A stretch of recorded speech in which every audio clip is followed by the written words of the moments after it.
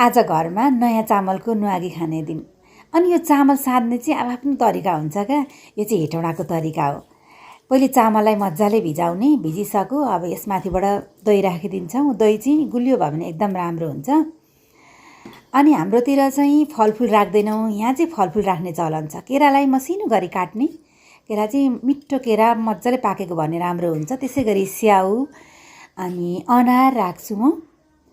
हाम्रो उता सुनसरी मोरङतिर चाहिँ के हुन्छ भने चामलमा दही राख्ने, अनि नरिवल कोरेर, अनि ड्राई फ्रुट्स, अनि ल्वाङ सुकुमेल मरिचको धुलो राख्ने, चिनी राख्ने, अनि मजाले मिक्स गर्ने। फलफुल राख्ने चलन छैन हाम्रो उतातिर चाहिँ।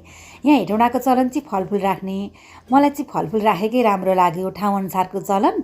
अनि यता आज न्वागी खानालाई मैले यसरी तयार गरेँ। अनि लास्टमा चिनी पनि राख्छु, गुलियो भयो भने मिठो हुन्छ नि त। यसरी आज भगवानलाई भोग लगाउनलाई मैले न्वागी तयार गरेँ। हाम्रो चाहिँ तुलसीको आहुति हाल्ने दिन यसरी नयाँ चामलको न्वागी खाइन्छ।